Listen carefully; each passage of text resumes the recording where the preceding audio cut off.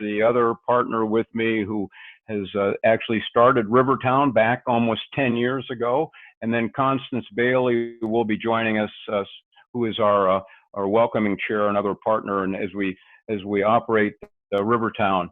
And for those of you who may not be familiar with Rivertown, the Rivertown Association, we are a community outreach for the Rivertown area that runs from the Renaissance Center to Belle Isle Bridge and East Jefferson to the river.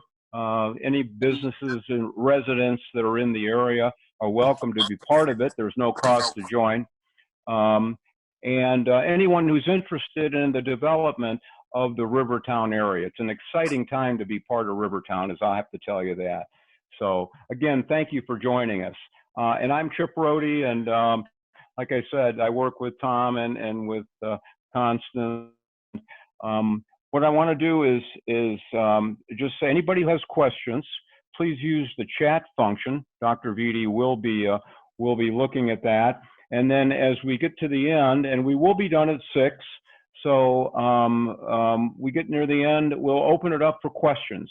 So that if you have a question for Dr. Vitti and you have a follow-up to that, I always like to be able to ask the question and then follow up if you have a follow-up. So let me first of all start and thank Dr. Vitti for his time.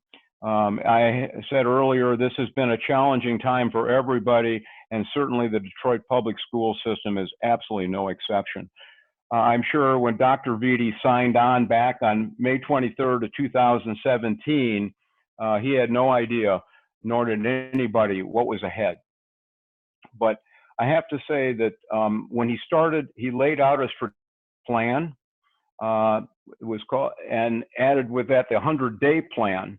Some of the early result of that was a first time the student enrollment in the city of Detroit outpaced the state in at or above grade level performance in literacy and mathematics. Improvements across the board. And I can tell you that's exciting because a school system is so important to people who not only live in Detroit, but I'll tell you who want to move to the city of Detroit. Before arriving in Detroit, Dr. Vitti led all county public schools down in Florida. I'm sure as he looks at the snow outside, although he is from the Detroit area, Florida looks pretty good about right now and probably for the next few months. But again, we're so excited to have him here. Dr. Vitti was previously the Chief Academic Officer for Miami-Dade County Public Schools, Assistant Superintendent for the Miami-Dade District, and Deputy Chancellor at Florida Department of Education. He has served children as a principal, a dean, and a teacher. He received a bachelor's degree in history and master's degree in education at Wake Forest University, and he holds a master's degree and a doctorate in education from Harvard University Graduate School of Education. It is my distinct to welcome Dr. Vitti to Rivertown, Detroit, and thank you so much. Dr. Vitti, the floor is yours. Thank you. As I always said, and I think I said it the first time we met, you could just say Dr. Vitti, Superintendent, and then I can start talking. But thank you for going over the bio for those that aren't familiar with my background. Hopefully you've been familiar with our improvement in the school district. I think that's most important than the bio. But again, thank you for having me. I know that it's been a challenge to try to schedule this between my schedule and the pandemic. But I'm glad to be here, and I do remember our meeting now about 2 years ago almost, when I had to give an update on the district at that time. Well, obviously a lot has happened in the district since then, and I'll quickly just try to review some of the additional improvements that have happened in the district, but also to talk about some challenges that exist now and as we continue to work through the pandemic. So. For starters, I'll just say that I continue to be blessed with a strong board. We have 7 elected officials that are voted at large.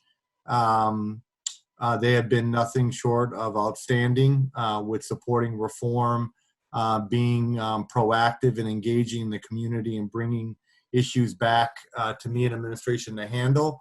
It's really hard for elected officials to be true to policy development and not trying to manage the district. And this board has been very strong in doing that. We have worked well in a problem-solving way to not point fingers at each other, but to say, what is the problem and how do we get to the point of solution with keeping students first? I think most people would agree that the district has moved in the right direction over the past 4 years. There's certainly always a point of contention or criticism, but at the end of the day, I think as I talk through the improvements we've made, you would agree that improvements have made, but no one is celebrating yet because we haven't scaled success for all children in schools. And until we do that, there's nothing to overly celebrate because the work still has to happen. Nothing happens without that relationship, and it has been very strong. And most recently, my contract was extended for 3 years. I have a year and a half left in the contract, my original contract. So my contract now, if you look at the next year and a half and 3 is about 4.5 years. I said from the beginning that I was committed to the reform.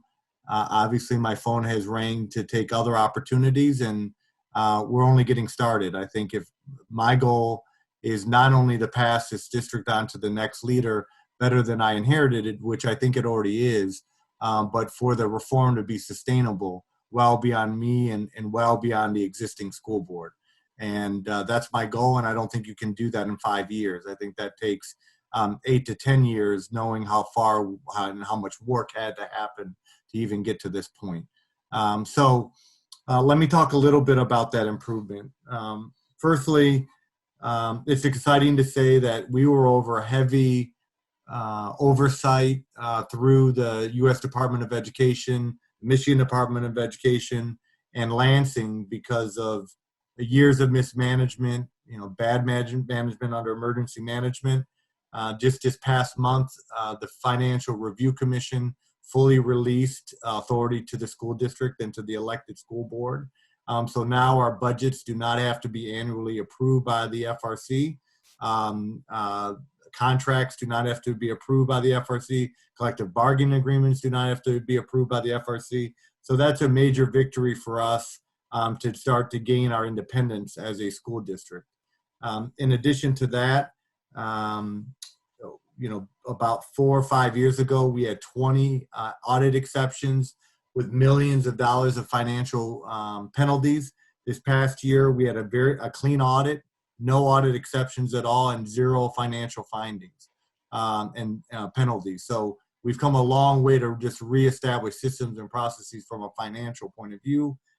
We have not only a $30 million reserve, but we have a $100 million fund balance. And I think that's important to know that as enrollment might shift, as Lansing may decline, reduce per pupil funding, we're in a strong financial position. And any organization, as you know, needs that fund balance as a safety net, as a rainy day fund in case something catastrophic happens. So that's an important point, and it'll prevent us from ever being returned to the place where we're controlled by the state, if you will, from a finances point of view.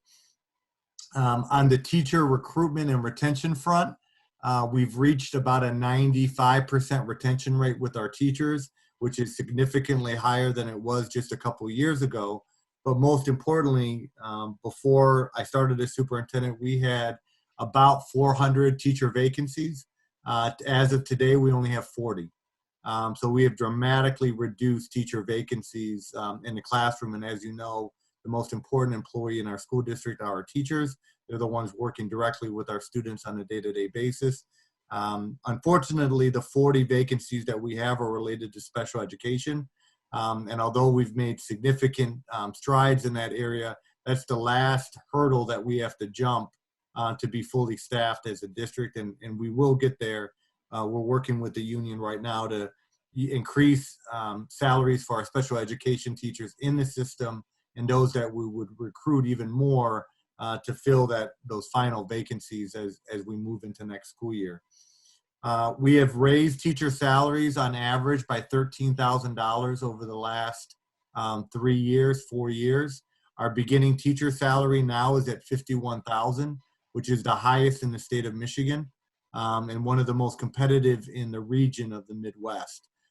So that is what has really helped us eliminate those teacher vacancies, is obviously increasing teacher salaries across the board, but especially that beginning teacher salary level. And that's going to be important because more than half of our teachers right now have the ability to retire within 4 years. So we are anticipating a large number of retirements in the years to come, but by increasing the salaries the way we have, we'll be well positioned to continue to recruit teachers. And those teachers that we're recruiting are experienced teachers. These are not novice teachers right off the street or right out of university. They're mainly charter school teachers, so those teachers that are working with Detroit children, but just in charter schools. So they are familiar with the challenges and opportunities that come with working with our students. And so this is significantly helped just student achievement overall. Speaking of student achievement, the last time we had a state assessment was not at the end of last year, but the year before. When that state assessment was taken, we saw improvement in grade level performance in reading and math. In fact, our improvement outpaced Michigan's improvement in grade level performance. Our students participate in what's called NAEP, which is really the only national assessment that students take. And in fourth grade, in math in particular, we had the highest improvement in fourth grade math than any large urban school district in the country. And that's the last time our students took a state or national test, obviously because of the pandemic. And I'll talk more about the pandemic in a minute and what we're dealing with that. Beyond that, we've made quite a few principal changes over the last couple of years, but I've never felt more confident in the group of principals that we have now leading our schools. We have a strong diversity of principals that we've either retained, recruited from the outside, and most recently really promoted within. The vision moving forward is that we really shouldn't be in a position to have to recruit from the outside.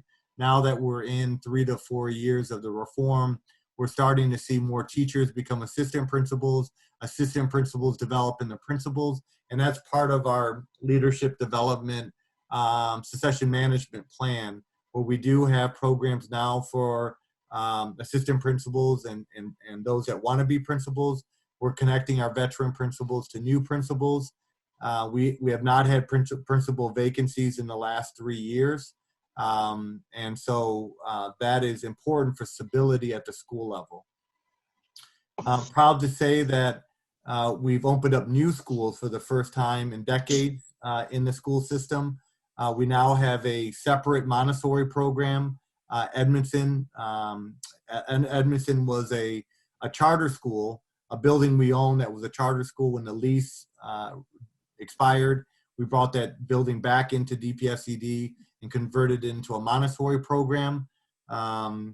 We've also brought back a Barton Elementary, which was a school, a closed neighborhood school by Mackenzie. We also moved CMA to the Ludington area so that it could have a better building and more area for growth. We created a new application school at Charles Wright to feed into CMA, which is going to be an exam school. So, you know, for the first time in a long time, we're creating new schools and new programs. All of our high schools now have career academies, and we're building that out so that the high school experience should be a springboard to college or the world of work. All of our high schools now are offering dual enrollment. We've tremendously increased the number of dual enrollment classes at the high school level so that students can take high school classes, obviously, and college classes, which then reduces the number of credits that they need to take at the university level and reduce tuition because they've taken classes, and it creates a college-going culture that we're trying to develop at our high schools.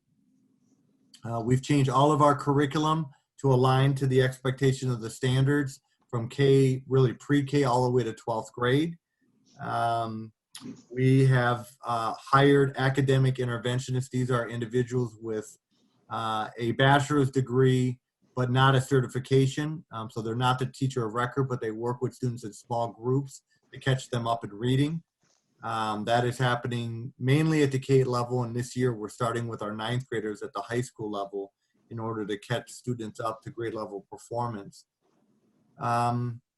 You know, there's so much more to talk about, but those are really the high points that I'll hit right now. And I'll close by talking about the pandemic. You know, where we started and where we're at and where we're headed. When the pandemic first hit, I was one of the first superintendents to call for the closure of schools. Obviously, that was the governor had heard that. She made the right decision to close schools throughout Michigan. And it was very hard for us as a school district.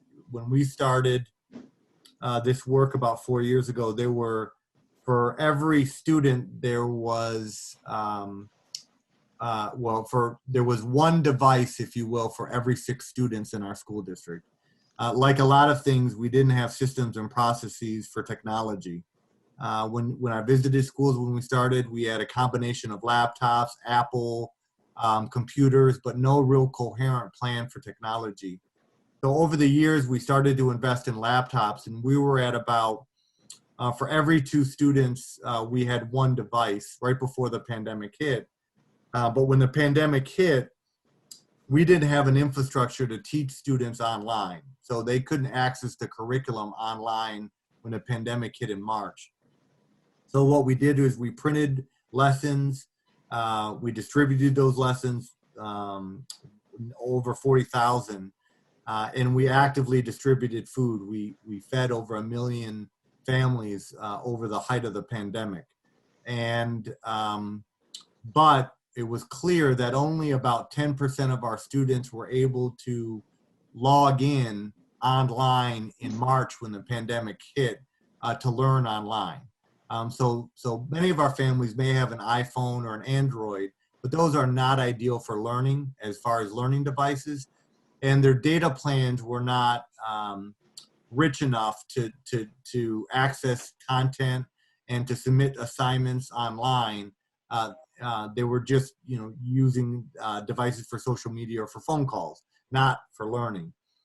So it was clear that once we got into April, May, June, it was clear that we weren't going to be in a position where 100% of our students would go back to school. So I was fortunate enough to engage the business community, and we raised about $15 million, about $20 million if you include our funds. And we were able to provide every student with a tablet. And embedded in the tablet was internet access. So we couldn't do one without the other. It didn't make sense to give students a device without the internet connectivity. So we were able to do both with the tablet. We did the best we could to find the most economical tablet that still had the internet embedded in it. And then over the latter part of the summer, we distributed nearly 44,000 tablets to students. And we were clear as a district that we wanted students to have a choice and families to have a choice come fall. We didn't believe that we should impose in-person learning, nor did we believe that we should just offer online learning, because all of our children are different and our families' situations are different. Some are in a situation where they can actively support a child at home, others are not. So we felt that if children can send their children to private schools that are open for in-person learning, we pay for pods for a retired teacher to work with their children, then the public school system should offer some level of direct in-person learning. So when we started the year off with the choice process, about 20% of students decided to learn online. 20% in person, 80% online. All of our schools were at least opened as learning centers where children could come to school every day, eat breakfast, they'd have their tablet or their laptop, and then they would work online with a paraeducator and administrator there to help them, and then they would go home for the day.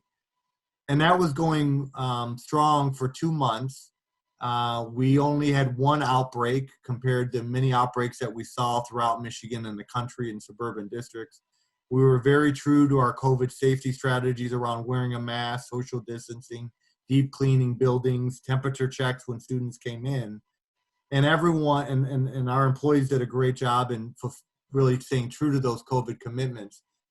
But the positivity rate in the city was increasing, as you know, around the beginning of November. And we said we would use data and science to open schools or suspend in-person learning.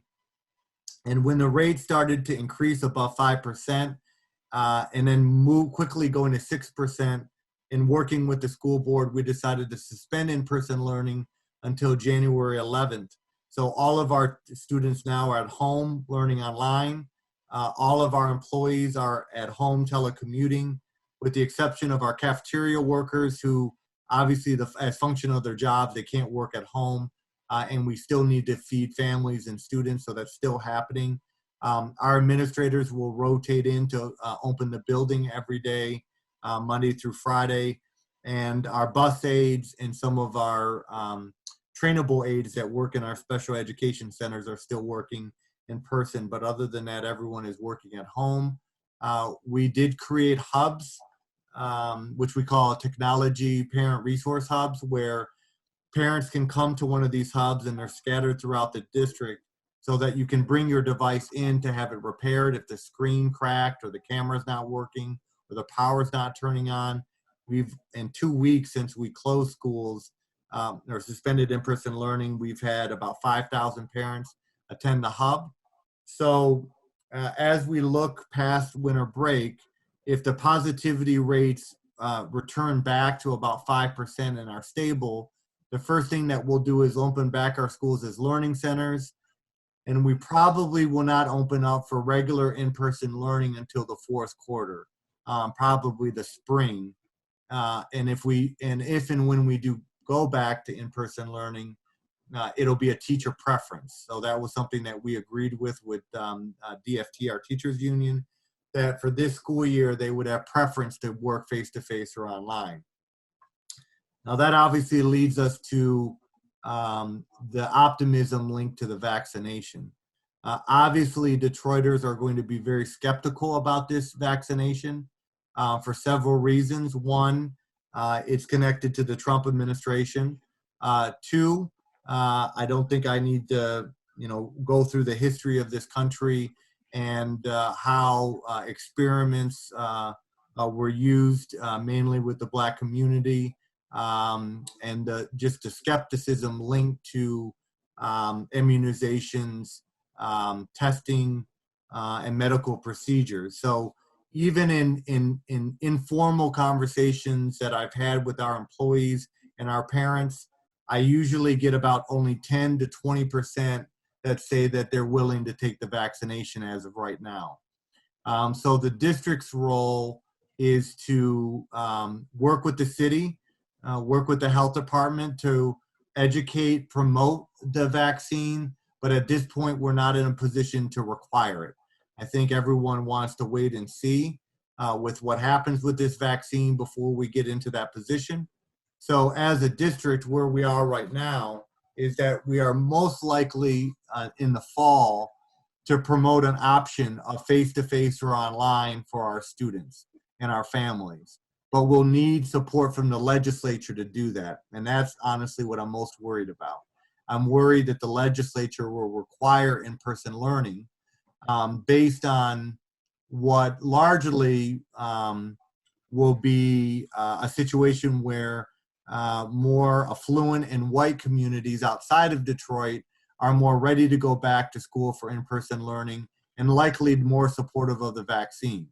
And so I hope that their reality is not an imposition of our reality as we move forward. I'm also worried about per pupil funding based on the federal and state economy, or the national economy and the state economy.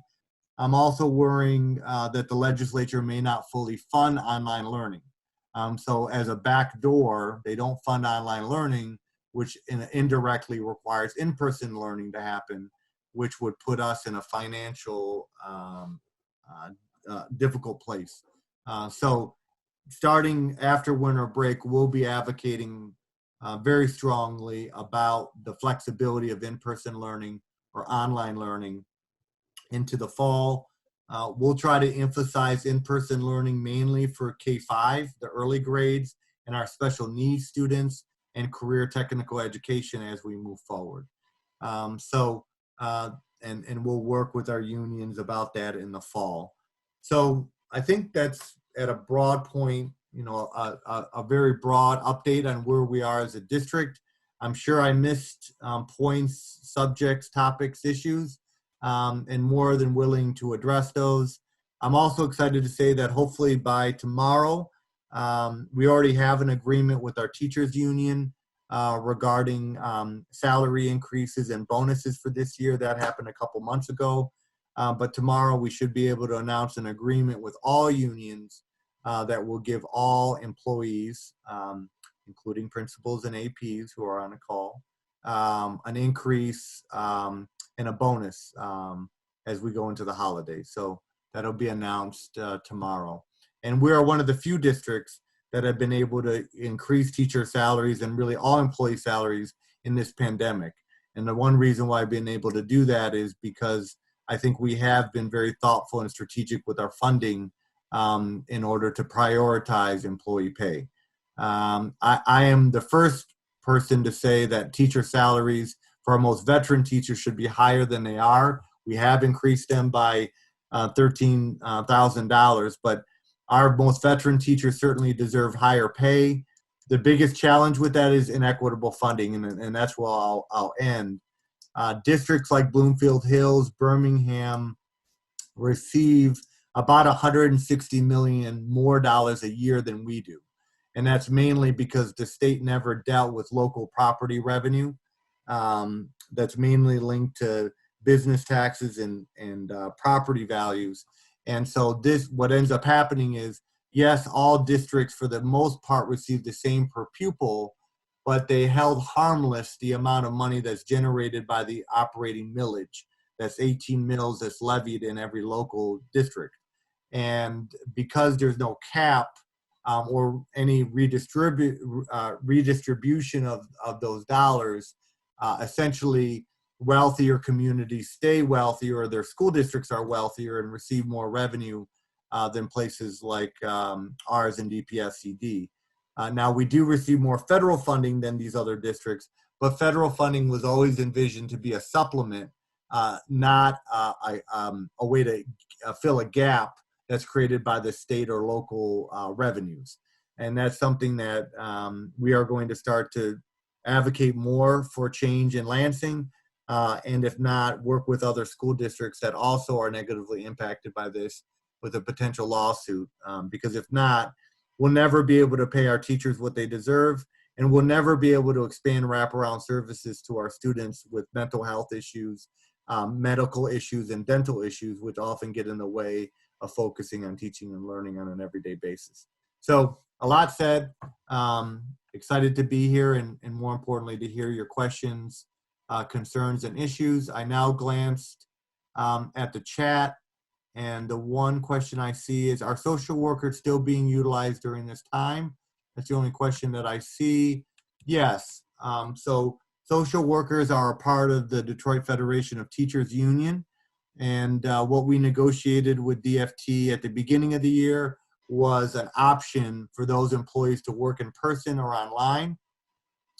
And so we had a mix of social workers that worked online and in person, but now they're all at home telecommuting. And yes, so the one thing that we started this year was a survey that we do with our students to indicate whether they're dealing with trauma. And it's a survey that was created by the University of Michigan. And based on the responses that students give, it essentially raises a red flag that there are issues that a child is dealing with. And then through that survey, we're able to identify students and connect them to a social worker or guidance counselor. Now, admittedly, based on the need that we have for mental health issues, we don't have enough social workers and guidance counselors to address all the issues that our children face. But I am proud to say that we did fund a guidance counselor now at every school. Every school has a guidance counselor, and our larger schools also have social workers now. And that was not the case only 3 years ago. So that is a step in the right direction, but it goes back to equitable funding. If we were funded the same way that a Birmingham or Bloomfield Hills were, we obviously would have more revenue. And with that revenue, we would invest in the additional support staff that we need to work with our children in the non-academic areas that obviously negatively impact the academic area. I saw one more question come in. Anybody, first of all, would like to send a chat question in, fine, and then I'll open it up. But the first thing I want to say, Dr. Vitti, is that you and your team faced a daunting task. And I can only thank you on behalf of all of this group that's on this call. And I know Dr. Jenkins is on, who I know personally, and Assistant Principal Fitz, and any other teachers that may be here. We just thank you, because when COVID was going crazy, all of you were at work in the midst of it and addressing the issues. And I can't imagine the load and the amount of things you had to get done. And we just thank you so much for that. We appreciated it, and all the work you've done for the city of Detroit. It's just phenomenal. And I'd like to give you a round of applause from this crowd first, and just to say thank you so much. We did everything. What I'd like to do is open it up to questions by unmuting yourself. I'm not one for always the chat, but if someone would like to ask a question directly to Dr. Vitti, please unmute yourself and go ahead and do that. I can, if it's helpful, I'm comfortable with the chat feature. So if okay. I'm good either way. They can, if you're comfortable, they can put their question in the chat. Okay. Or if you prefer to say it, we can do it that way too. But I'm flexible. I can read the questions off the chat out loud as well. So everyone can hear it. No problem. The only no problem.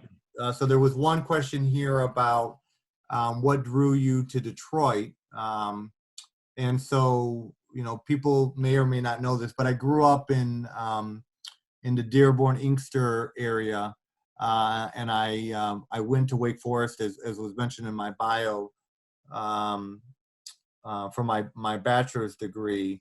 I was an athlete, so what drew me to Wake Forest was one, to reconnect with my father.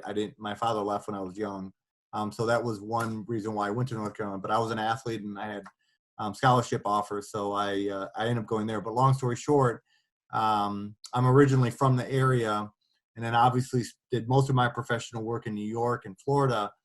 And my mother still lives in the area, and she's always said, "You need to come home. You need to come home." And the district was in such disarray with emergency management.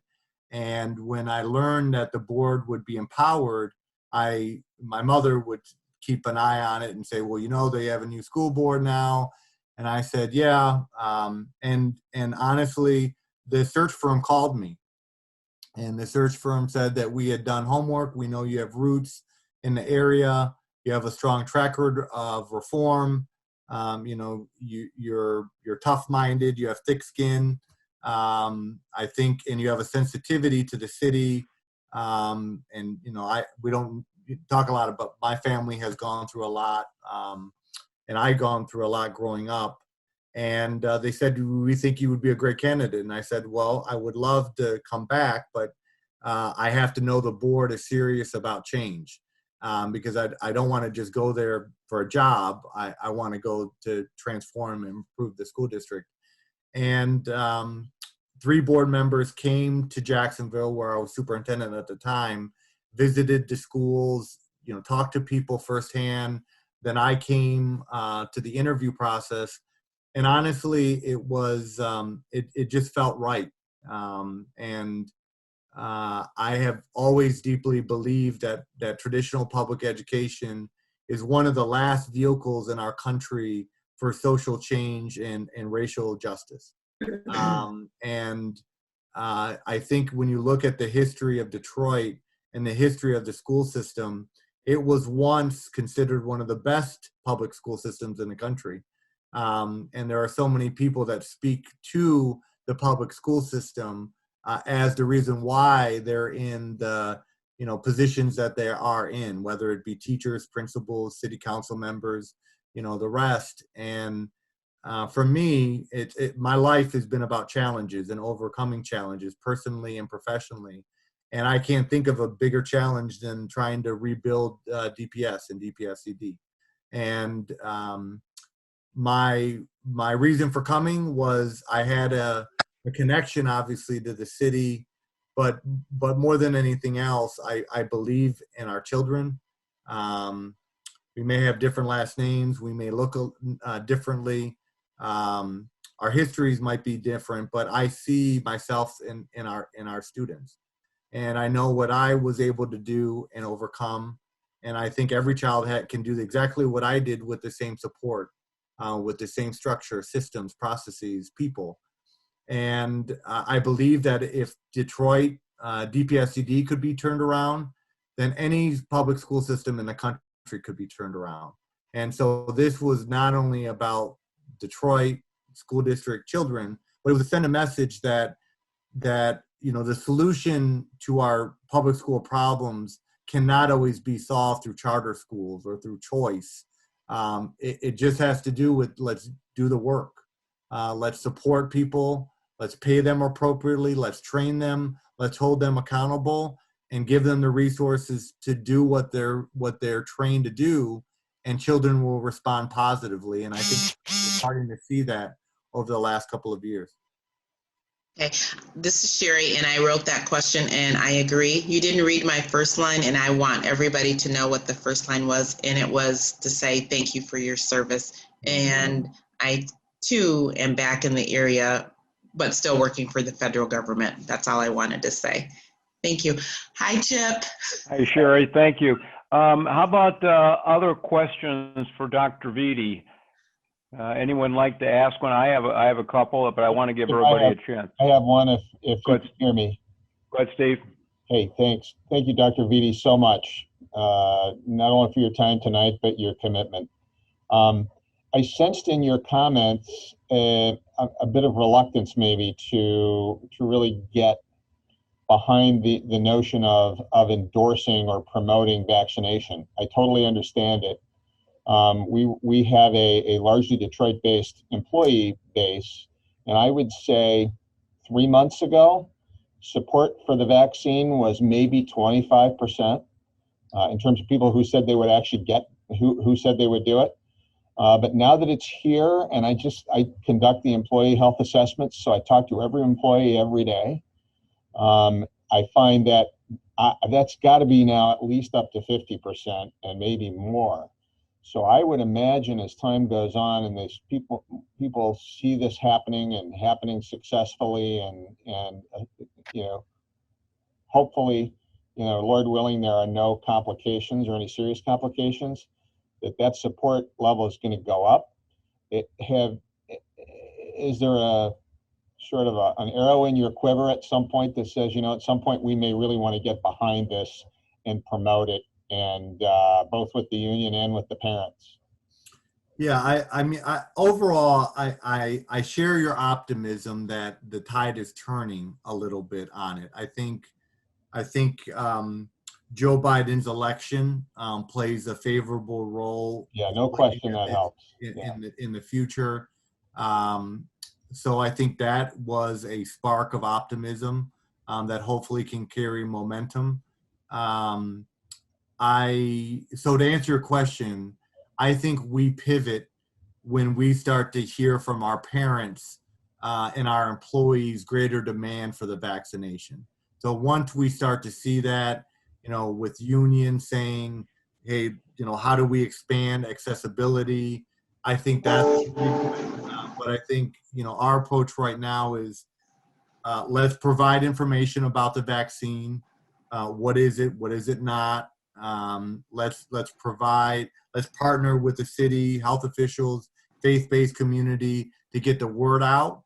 And then let's see how it moves forward. But, optimistically, maybe the conversation today, late December, by March is different. And really, when you think about the rollout and the phases of access, we may be there anyway, because right now it doesn't look like, even if our employees, our parents want access, they don't have access. So my understanding will be, obviously, those in the medical field will have the first round of immunization, and then some other essential workers, and then K-12 might be involved in the third phase. Well, I'm sorry, the third phase is 65 and older and medically vulnerable. That's the third wave, and then we might be included in that fourth wave.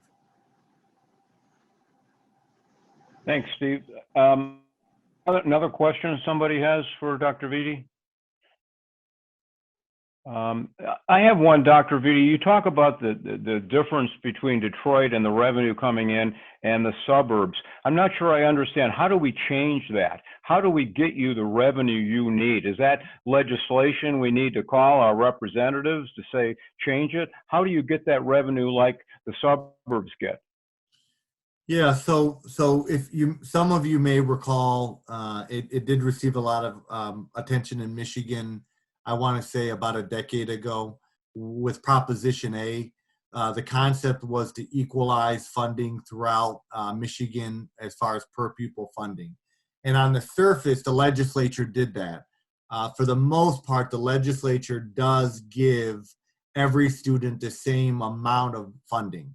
But the way funding works in Michigan is you have state aid, which is taxes that are collected, through your paycheck,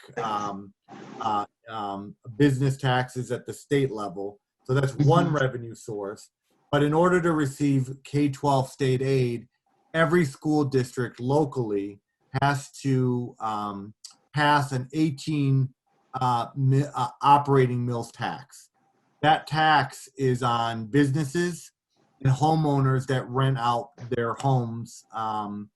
It's not a homestead tax, but again, if you own a home and you rent it out, then you pay that 18 mills, but it's mainly a business tax. And so you can't receive state aid unless you impose that tax. So the state of Michigan, it's about $8,000 per student, says every student in Michigan is guaranteed, keep it easy, $8,000. So the way that works is at the local level, you tax 18 mills. If you're able to generate that $8,000, then the state doesn't give that district any money because it's all coming locally.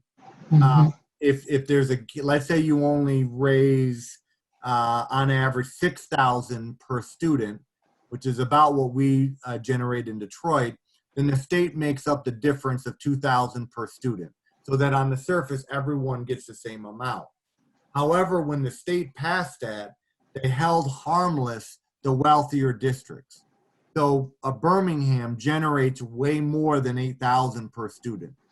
And so they keep their dollars. That money is not taken from the state and distributed to the poor districts. So that's where the inequity lies, is that the legislature only went, if you will, halfway toward equity. And I wouldn't even say equity, equality. We're not even at equal. I'd like to get to equal, and then we can talk about equity. Equity is giving more to those that need more and less to those that need less. And so we don't have equity right now. We don't have equality. So, the right way to do this, there's a couple ways of doing it the right way. Either one, you create a weighted student formula where those students that are growing up in poverty, those students that have special needs or are English language learners have a higher weight, and therefore they generate more per pupil than other students. And then that is one way where the state can give districts like ours more money proportionally as compared to a more suburban, wealthier school district. That's one way. The other way is to raise the ceiling so that per pupil funding is at $10,000, or let's say $11,000 per student, and the local revenue gets you already to that point. And more state aid is offered to districts like ours, so then everyone is at 11. I think that is probably the most practical way to do it, because I don't think politically we'll ever be in an environment where you're going to be able to take local money from Birmingham and give to Detroit. I think you'll have a revolution if that happens. So I don't see that happening. So I think it's instead raising the ceiling, and then filling that gap for districts like ours. And there are, I say us, there are rural districts in northern Michigan that are at a disadvantage, and Metro Detroit districts that are more diverse than us that have the same challenge. So that's the solution, and that's the challenge. And how do you get that done? Well, right now, everyone obviously is focused on the pandemic and, trying to, at the legislative level, at least keeping per pupil dollars the same. We are going to start advocating through our lobbying efforts this year and probably next year. And so I think that there's opportunity for citizens to weigh in on that more. I also think this could be an opportunity for collaboration with other school districts that face the same challenge as us. So we're not fighting this in isolation as Detroit. And then honestly, if after 2 legislative sessions, we don't have movement, the board and I think need to put our heads together. And we've been talking about this, is do we have to, use the court system in order to hold Lansing accountable to equitable funding? And that would be the next step if that didn't happen. Okay, that's great. Thank you. I see one question came in by chat there about equally for the schools. Yeah. So that was not the case when we started with this work. We had a lot of discrepancies on number of administrators at schools, art and music being at one school, no art and music program at another. So one thing that we created was the school allocation plan. And what that does is it funds schools per pupil, per student. So that now every school gets the same amount of dollars, and we equalize positions. So for example, every school at the minimum has 1 assistant principal. Every school at the minimum has 1 guidance counselor. Every school at a minimum has an art or a music teacher and a physical education teacher. Teacher positions are allocated based on the number of students. So we've equalized all that. Now we've also used equity because there are schools that are lower performing than others and have greater needs. So we now use district funds to add positions to schools that don't generate positions that they need for more. So there are schools that may have an extra dean or an extra assistant principal or an extra teacher to reduce class size in kindergarten, or an extra academic interventionist because so many students are below grade level. So we do add to the plan in order to create greater equity. I still, there is more work to be done in that area, but we can't do that if we don't have equitable funding. It's always money in, money out. So we can only work with what we have. And so some of the equity issues that we still have in the district are less a result of the board and the superintendent unwilling to do it, but more about inequitable funding that comes in that really ties our hand to get to some of the root issues of equity in the district. That's great. Thank you very much. We got just a minute or 2 left. Any last questions here for Dr. Vitti? I will just say again, thank you so much. And I have to say, it was 2 years ago that we all met in person at the Lafayette Laundry. We had about 70 people there, and I felt like we had gotten the scoop because you had just announced at that point that you were going to allow tenure from teachers coming in from the outside that would be teaching in Detroit, and that you would acknowledge that time and grade in Detroit. And that was a change because in the past that had not been the case. And I remember specifically hearing about that. And I'm thrilled to hear about the wage increases and the bonuses for your team. I think that is absolutely fantastic. And when it comes out tomorrow, we can say we had the scoop here, that we heard it from you first. Other than that, I do want to close. I just want to say one thing again. Thank you to everybody. I want to wish everybody a happy holiday. We will gather again in 2021 with Denise Fair. And Denise Fair is the Chief Public Health Officer for the City of Detroit. She has agreed to join us to talk about the COVID effort in the city, where we are on vaccines.